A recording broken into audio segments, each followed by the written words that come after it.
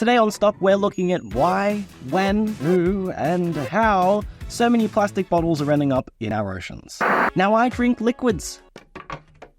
Some of them in nice, fun, lovely colors. They also come in bottles of all shapes and sizes. Some of them have nozzles, but they're all designed to streamline me guzzling that liquid. The average Australian spends around $580 a year on bottled water, and we pay for it. We pay twice as much as Europe and 4 times as much as Asia. And here's the kicker, the tap water quality here in Australia is high, especially considering that there's 1 billion people in the world that don't have access to safe drinking water. So why are we spending so much money and destroying the environment for something that's available with a simple wrist action? I'm gonna need a field agent for this one. Someone with first-hand experience. So let's chat to Tully White, who spends much of her time in the ocean, is one of the world's top female longboarders, is studying environmental science, and is an ambassador for Surfers for Climate.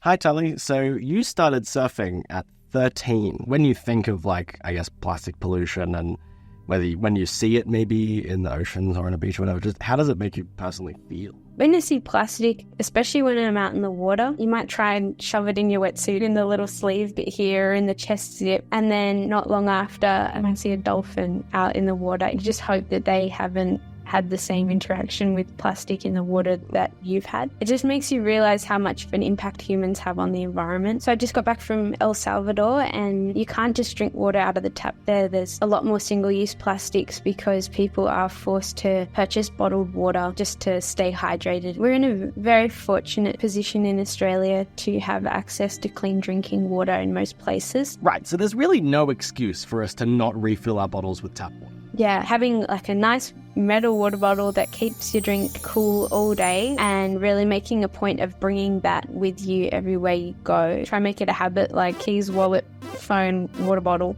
when you go out, and bringing it along. The ocean makes up 70% of the Earth, and 75% of it is unmapped and not explored.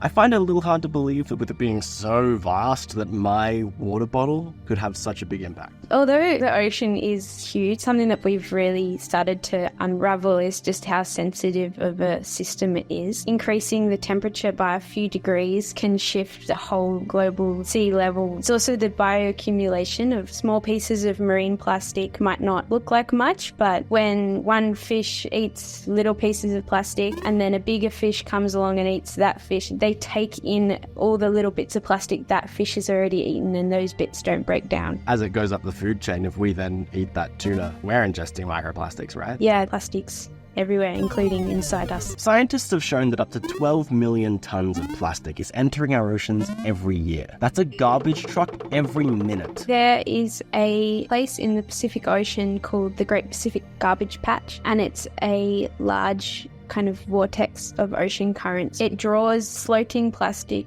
mainly. It sweeps them into central areas. It mostly floats on the surface, but it's kind of like an iceberg. You'd have marine life interacting with that high density of plastic. It's kind of wild to think that in the middle of the ocean, so far away from land, there's such a high accumulation of plastic. Is there anything else you can think of that the everyday person could do to assist with this? Yeah, I think that although it seems like a small grain of sand on a big beach to pick up little pieces of plastic you see either on the streets or on our beaches, it might not seem like a big difference, but I think it's the start of that mindset of stewardship that we should all carry. It's just a way to give back to an environment which gives us a lot. Thinking that you have to tackle it on your own can be super overwhelming. Joining a network of people that are like-minded, finding a beach cleanup community where you go down to the beach with a team of people and really make a big dent, but then it can carry into our day-to-day practices, like being more conscious of when we are reaching for single-use plastic and trying to mitigate that by bringing our own cup, by bringing our own water bottle, and take 3 pieces